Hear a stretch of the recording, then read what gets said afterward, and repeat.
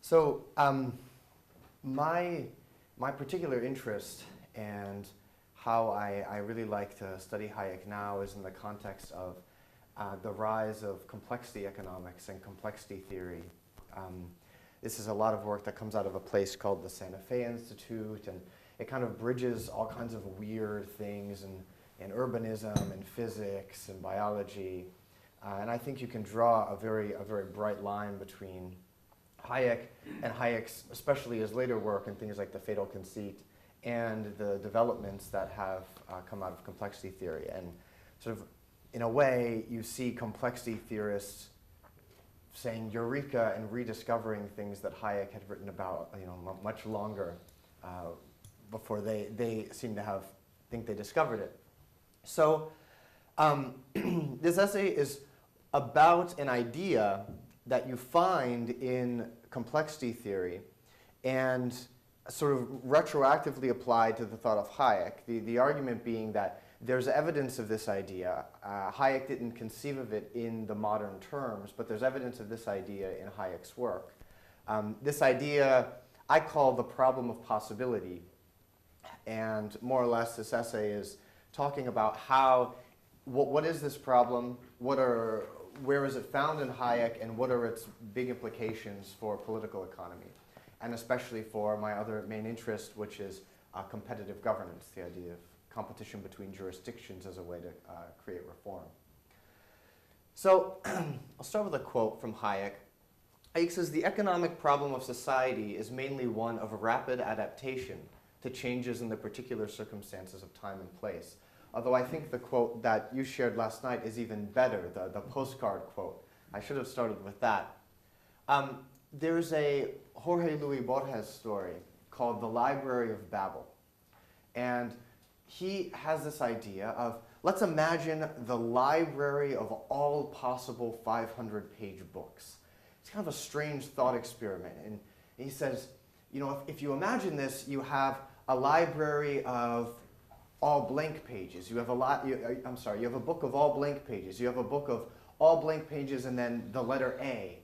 And then on and on and on, all the way through books that are actually real and exist now to all the theoretical possibilities of this library. And the library is in essence just the giant space that's occupied by all the possible combinations of whatever inputs you imagine. So in this case, it would be letters and pages and into 500-page books.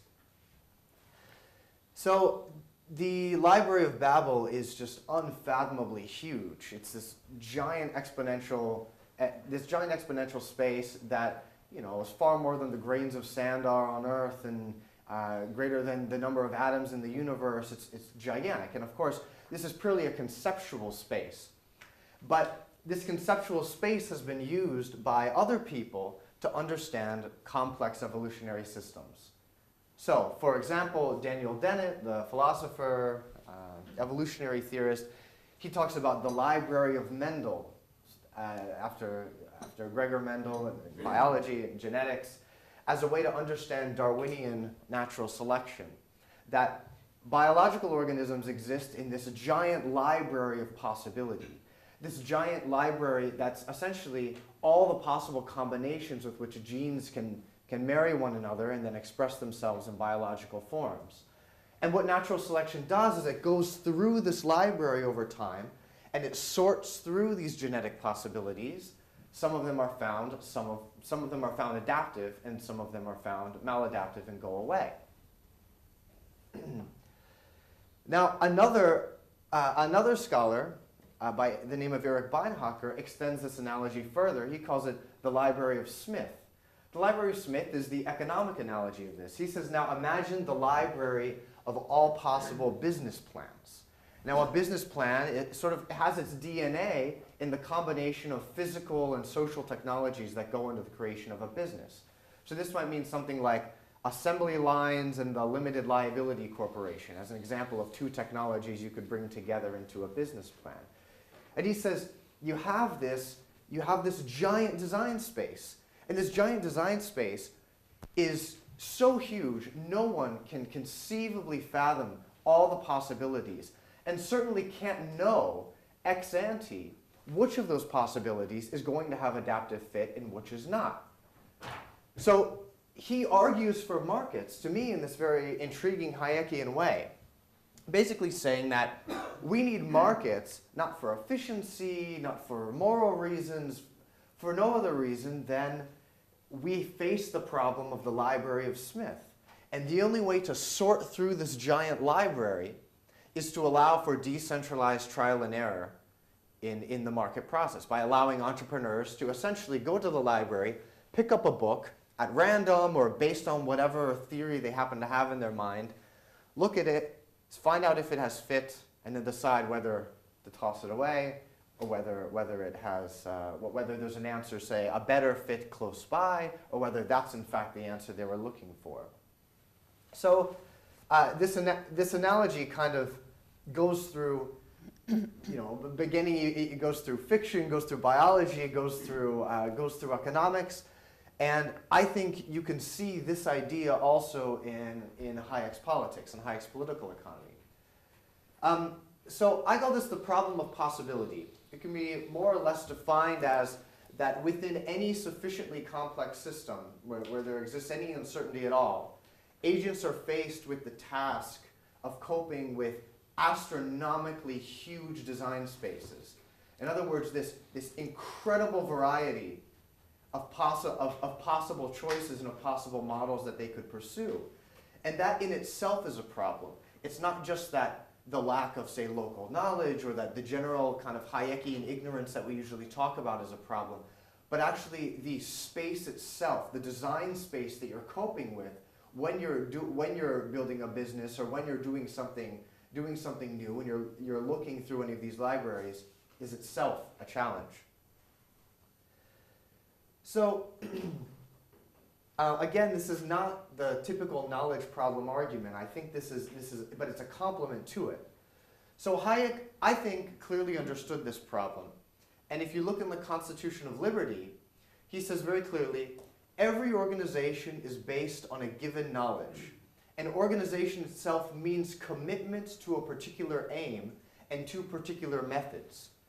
But even organization designed to increase knowledge will be effective only insofar as the knowledge and beliefs on which its design rests are true.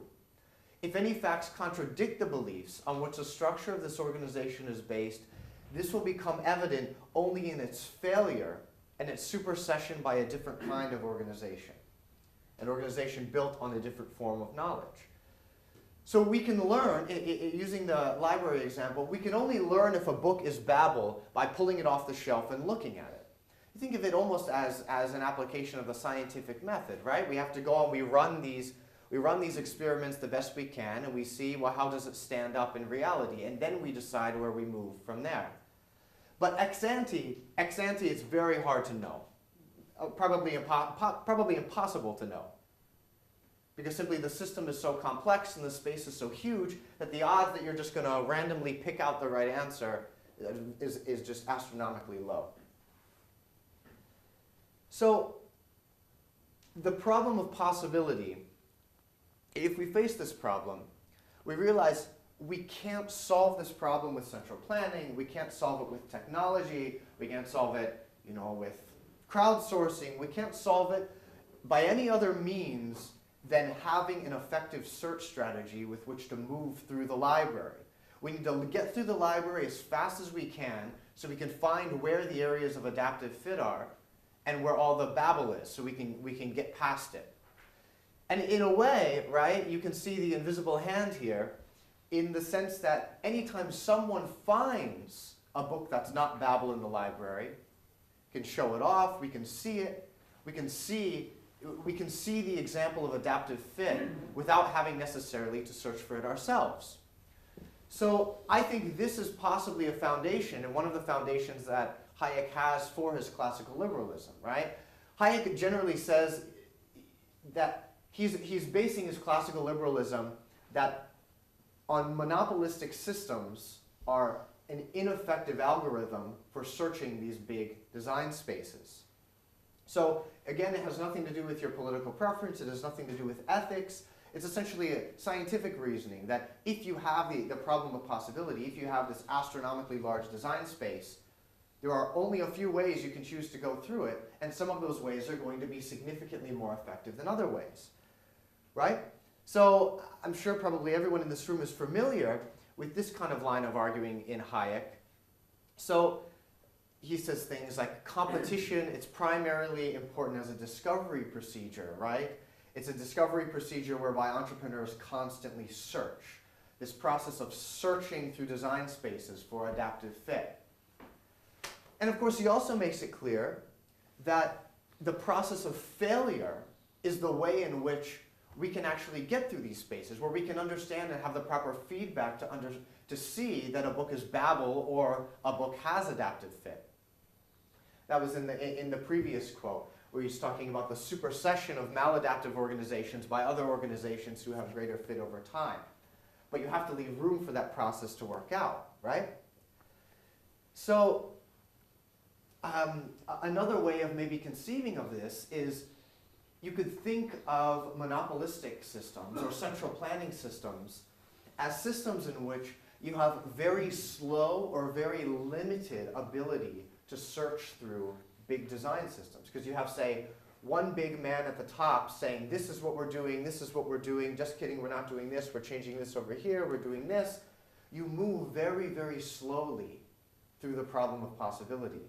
And therefore, even if everything was determined randomly, there was no such thing as bad incentives guiding their behavior, you would still, just because of the slowness with which you're moving through the library, more likely end up in positions of maladaptation and being more slowly adjusted to the conditions of the outside world than if you had a decentralized system of trial and error, which allowed for many people to be searching through the library at the same time, looking for areas of adaptive fit. Now Hayek, his choice of language is really interesting in The Fatal Conceit and the Constitution of Liberty, where he talks about this kind of thing. He doesn't really say businesses. He always says organizations. Organizations are based on a particular kinds of knowledge. Organizations are superseded by more adaptive organizations, right? So it's not even clear that he's thinking of this only in economistic kinds of terms. Right? To me, he's painting a broader evolutionary approach to social systems themselves. So here we go. Here's Hayek talking about this in these more general terms. He says, the argument for liberty is an argument against all exclusive, privileged, monopolistic organization, against the use of coercion to prevent others from trying to do better. So he says there's basically two ways to organize a social system, one in which alternative ways based on different views or practices may be tried, and two, in which one agency has the exclusive right and the power to prevent others from trying. And notice the sort of vagueness of this language when it's referring to the agent in question here. He doesn't say businesses, he doesn't say energy firms, he says organizations or one agency, right? So I think Hayek's argument against monopoly here and against monopolistic organization can be very easily brought out to apply to political organization itself. So Hayek says, it's only when such exclusive rights are conferred on the presumption of superior knowledge of a particular individuals or groups that the process of evolution ceases to be experimental and beliefs that happen to be prevalent at any given time may become an obstacle to the advancement of knowledge. So if any organization is based on a particular knowledge, and that particular knowledge is likely to be falsified by the overall environment as we search through this process trying to find adaptive fit, then I don't see why legal systems and governments themselves and the very structure of markets themselves don't also face this problem of very, very large design spaces. So I'm running out of time here, so I'll wrap up by pointing out that Hayek made it very clear that the idea of the liberal order was not a template that we go and just, we know all the answers. He says very clear that even though we may have confidence in the indispensability of private property, we have great ignorance of the optimum forms of delimitation of various rights. Traditional concepts of property rights, he says, have in recent times been recognized as a modifiable and very complex bundle whose most effective combinations have yet to be discovered in all areas. So in conclusion, I think this leads us to potentially a final allegory in the spirit of the earlier library ideas that I said earlier, namely something we might call the Library of Hayek. Rather than talking about business plans or books, we're talking about combinations of physical and social technologies that actually create the political foundations, the political and legal foundations of social orders. And that might be, say, surveillance and majoritarianism, common law and civil law, and or voting machines, various constitutional restraints. This itself creates a design space of social orders. This design space of social orders, if we take the problem I've outlined here seriously, might also be subject to the problem of possibility, and therefore we might view Hayekian political economy not just as a commitment to any particular liberal order, but a commitment to a higher level idea that we must also have this kind of decentralized trial and error in the structure of social orders themselves, in the legal and institutional foundations of social orders. I think this is one possible way of seeing Hayek's thought as an outgrowth of this problem and of grounding this problem in Hayek's thought. And I'm sorry for going a little over time. Thank you very much.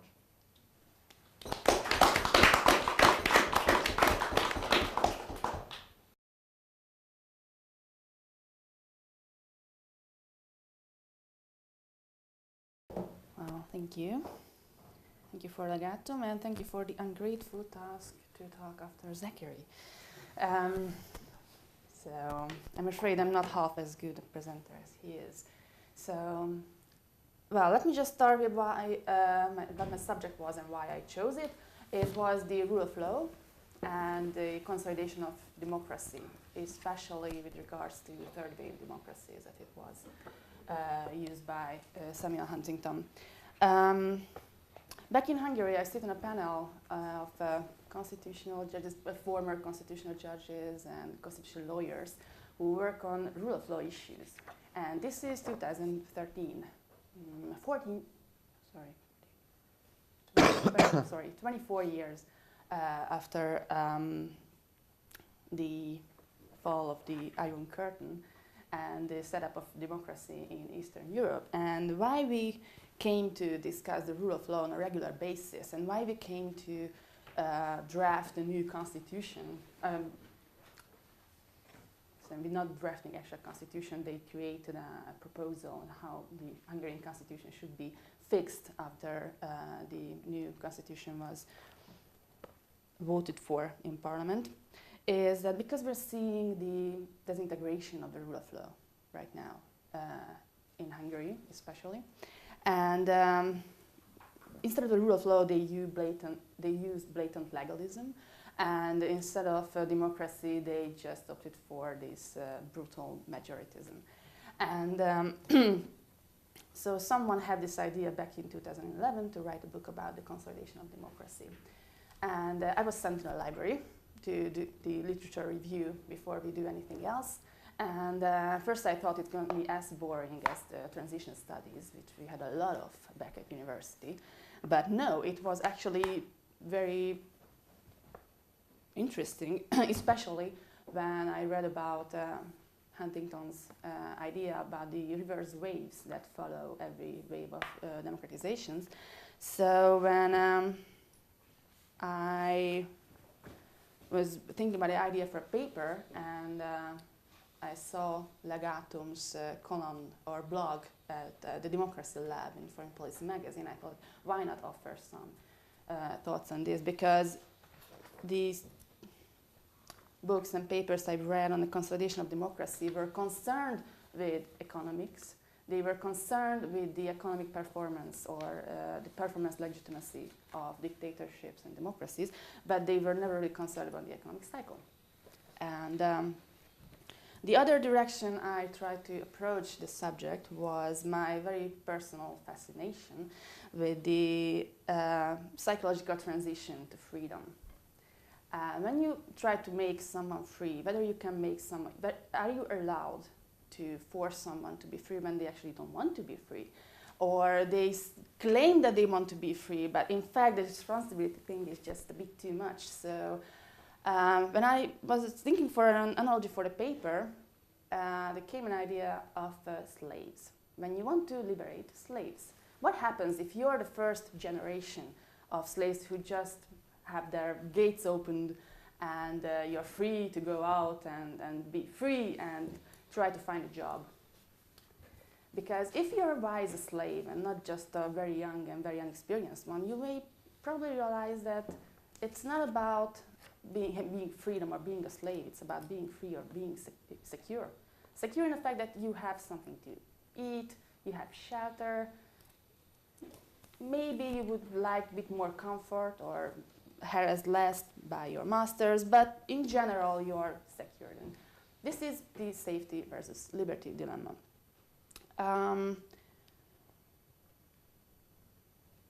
When you try to install democracy in a country,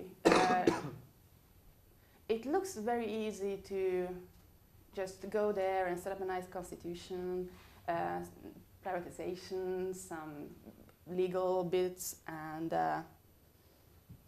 just hope that it's going to work. But how is it different from the rationally constructed society Hayek was warning against? You leave these countries with a nice constitution and leave them to experience their first economic downturn, and you will find that they are not as fond of liberty when it actually comes to the downward slide in the economic cycle. And I had this discussion yesterday with the Czech Republic that they have the same nostalgia for the socialist or communist era, because at least there was a safety. Everyone had a job. It doesn't matter if they did anything useful with their lives, but they did have a job, and they have a kind of Stockholm syndrome with the system they lived in, because that was the only known system to them. And it looked safe. I mean, you weren't free to do or say certain things, but there's a small price to pay if you have a job. And right now, they do not have jobs, and they face economic hardship. There's another thing I love Hayek for, and this is his dislike for these ideological arguments. Just yesterday, before I came here, I was visiting at a lecture of my professor about how to write blogs, and I had to practice this old rule of mine at class. It was, there are a number of words that you are not allowed to use at my class. And it's not what you think.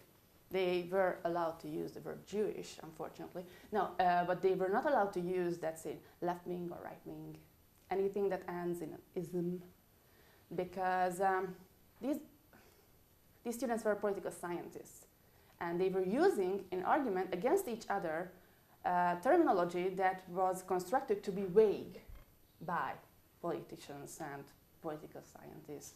But it's meant to unite people because these terms are vague, liberalism or left-wing or right-wing, whatever that means. And even yesterday, or basically in any discussion, I can see this problem coming up again, that we have different definitions for these words. Using the same words for something similar is actually worse than the Tower of Babel, for instance, because at least there they knew they were talking a different language. But we appear to talk the same language when they say liberalism or conservatism. Why am I not a conservative, wrote Hayek. We appear to talk the same language and we just don't agree. Or do we? Because if I ask my students to actually tell me the example they are thinking about when they say something about, say, the left wing, or just give me your example, what you're thinking, and they appear to agree. Just let me give you an example. There was this guy arguing something for or against feminism. and it ends in an ism. So I asked him to clarify, and it was still vague. So I just asked him, like, why are you so angry? Because there was some anger in him. And it turned out that his girlfriend was forced by her family to study law, I think, whereas she just wanted to have babies and stay at home or something. At least that's what she says now. She's 22. So, and he was very angry because now he's got a professional girlfriend who has to work at a law firm, and he blamed it on feminism. Now, if you just hear the example, you will know that this is about family pressure. Anything else, it's not feminism. That the fact that, and he wasn't against feminism as such, because whenever I asked him, do you mean that when you say something about women are like this and look at me, I am like that, it never really worked in practice. So, but it was easier to say that it was about feminism. So, but also I understand that politically speaking, when you're not amongst economists and political scientists, you have to use these words because these are the words that unite. You cannot really shout compound sentences from Hayek at a mass protest to argue your point. So yes, we need them, but in the long run, we need more than that. So when you democratize a country, you can say that democracy is about voting, and you just voted. See, that's how democracy is done, because what you end up with is what we ended up in Hungary, that the government has a 2/3 majority, so they can vote anything into law or the constitution. Overnight, they do that, actually, and just change the law. Whenever it happens, so rule of law, especially against this, yes, this is the law. This is the law. And whereas, of course, democracy is not even an end in itself. That's another thing that I learned from Hayek. This is not an ism. We should not make a fetish out of it. It's a means to an end, and that end is liberty. And no one seems to understand that. It's like democracy is high up there. We all love it. There's something to do with majority and something to do with voting, and doesn't seem to work. I used in the essay, I used someone else's analogy. It was Lars von Trier, the Danish director, if it rings a bell with anyone. It was in his movie, I think it was meant to be something against the United States, because he's famous for being anti-US, never been there, but he's anti-US, and he's working on a trilogy about it. It was the second part of the trilogy. It's called Mendeley, when our heroine goes to a plantation and tries to liberate the slaves, because it was long after this slavery was abolished. And they pretty much ask her to stay on as a mistress, because they don't really know how this freedom thing is done. And there was one scene in this film when there was a gathering like this, and a few decisions need to be made. And she proposes that, why don't we vote on it? So this is his question, and it had something to do with justice. And they voted on it. And then comes something to do with economics, like how to use our resources at the plantation, and they voted on it. And they're getting a hang of it. There's something to do with this voting thing. Decisions have been made, this is great, and then someone asked what the time was. And the slaves voted on it before she could say anything, and on the exact time. And of course, this was a bad idea, and it came back to haunt her later on. So there are a number of things that democratizers should consider when they go into a new country, and one of these is really economics. It's not, and also the habitual things that come with economics or well-being or welfare. It's not only an institutional or legal or cultural thing, it's also a habitual matter to be free. And this is what you're used to, this is what your parents did. But it's a psychologically established fact that this prolonged lack of control creates a very helpless attitude to life. You were looking for a higher authority to help you make decisions for you. And this is what, incidentally, poverty does to you. So it makes you forego long-term decisions, and it's very similar to economic deprivation, what you experience under a communist regime or a dictatorship. And what happened in Western Europe after the Second World War and what created what we look at now as stable democracies was a combination of an unprecedented economic boom, of the Marshall Plan, if you like, prolonged military presence by the United States, and even extremist parties were essentially banned. And I remember that Hayek argued for these kind of bans and in the name of liberty, that you can ban extremists because you do not create martyrs. Can anyone remember the name of their leaders, these parties that have been banned in Germany, for instance? Thank you. So when you study consolidation, you basically study how not to democratize, how not to rush privatization because it can create a backlash, how there are no new elites to take over, and how it takes generation to change the attitude to authority. So I have a number of probably disturbing questions to democratizers of the future. One is how the welfare state contributed to the sizable middle class that's essential to the creation of a stable democracy. Because, of course, we are going to argue with Hayek that the welfare state is capable to erode freedom to the point where it ceases to exist.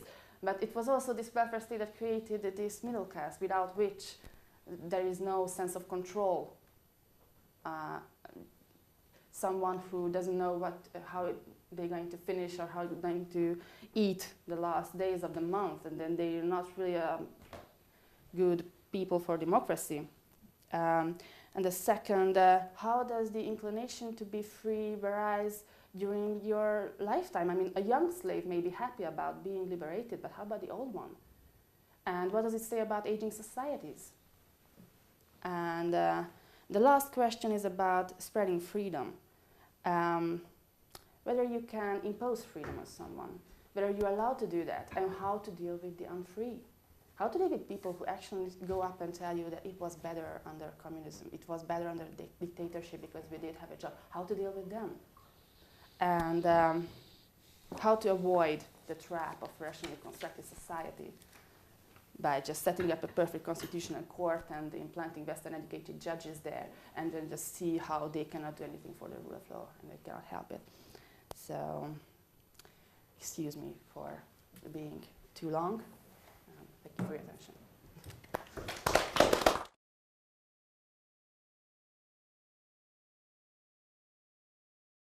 First of all, thank you very much for the invitation and the opportunity to discuss these two very interesting papers with a lot of information and a lot of thoughts.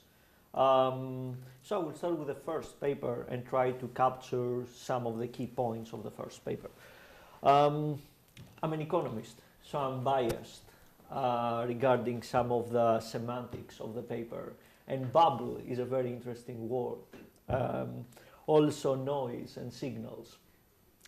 And one of the beauties of this paper is that although that it's very theoretical, it can be applied to different situations. And I'm thinking of the financial crisis, which is a situation like that. And what were the institutions that influenced the financial crisis? Some words about the design space. And I think design space is influenced by some constraints. And this constraint is the status quo that we have. So in a lot of countries, we have some policies already implemented, which is very difficult to change, and some institutions which are in place, and it's hard to change. So how do we change that based on this process of adaptation and information? This is a very interesting question that we should tackle. Certainly central planning is not a solution to that. We need more decentralization. And what is a transition towards decentralization? Another very interesting point of this paper was that align any given institutional arrangements is likely to be noise, not signal, taking into account some falsification conditions. And this makes us to wonder if the institutions which are in place today are efficient or not. And this is a subject that we can discuss further. The word of Hayek regarding information is very important and influenced other economists, especially Stigler. And we have the price system and value, which can be combined with an adaptation approach, and how the process of knowledge acquisition can assist us in increasing efficiency and improve organizational structure. And I would like to finish with that and say that we need more, certainly, organization experimentation.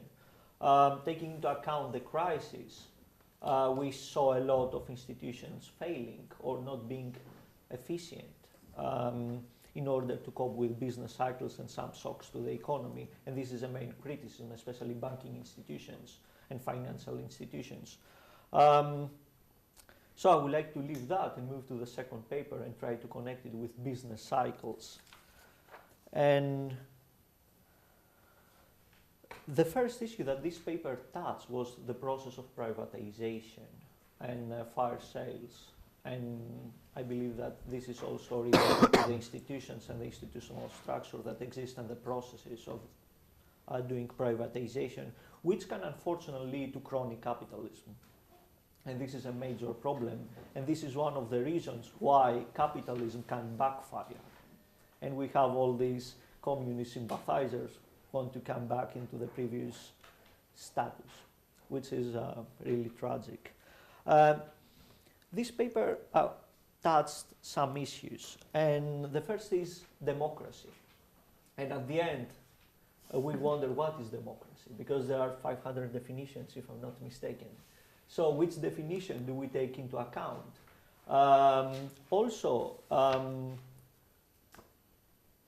What do we mean by the process of democratization?